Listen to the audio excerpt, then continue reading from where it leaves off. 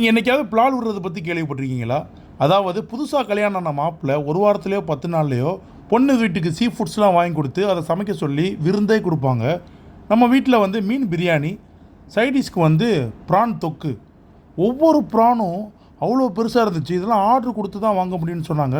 செம்ம டேஸ்ட்டும் கூட. அப்புறம் சைடுக்கு ஆனியன் ரைத்தா, அடுத்து கத்திரிக்காய் கட்டா. எல்லா ஊர்லேயும் கிரேவி மாதிரி கொடுப்பாங்க, நம்ம ஊரில் வந்து தொக்கு மாதிரி கொடுப்பாங்க. சும்மா சொல்லக்கூடாதுங்க, டேஸ்ட் அல்டிமேட்டாக இருந்துச்சு. இந்த தக்காளி ஸ்வீட் இதுக்கு முன்னாடி நீங்கள் சாப்பிட்ருந்தீங்கன்னா மறக்காமல் கமெண்ட் பண்ணுங்கள். தக்காளி, முந்திரி, பேரிச்சம்பழம், வாழைப்பழம் எல்லாமே போட்டு செய்வாங்க. டேஸ்ட்டு டக்கராக இருக்கும். நாங்கள் பெரிய தட்டில் வந்து சப்ளை பண்ணுவோம். அது நம்ம ஊரில் சகன்னு சொல்லுவோம்.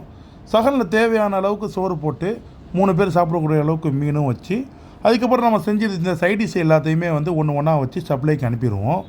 சாப்பிட்டு முடிச்சுட்டு எக்ஸ்ட்ரா வேணும்னு கேட்குறவங்களுக்கு சோறாக இருக்கட்டும், மீனாக இருக்கட்டும், இறாலாக இருக்கட்டும், எவ்வளோ இருக்கோ இருப்புக்கு தகுந்த மாதிரி நாங்கள் சப்ளையும் பண்ணுவோம். எல்லாருக்கும் சப்ளை பண்ணி முடிச்சுட்டு கடைசியாக சப்ளை பண்ணவங்கலாம் சாப்பிடுவோம். அப்போ எதெல்லாம் எக்ஸ்ட்ரா இருக்கோ இதெல்லாம் நம்ம தட்டுக்கு கொண்டு வந்து ஆசை தீர சாப்பிடுவோம். அது ஒரு தனி ஃபீலு.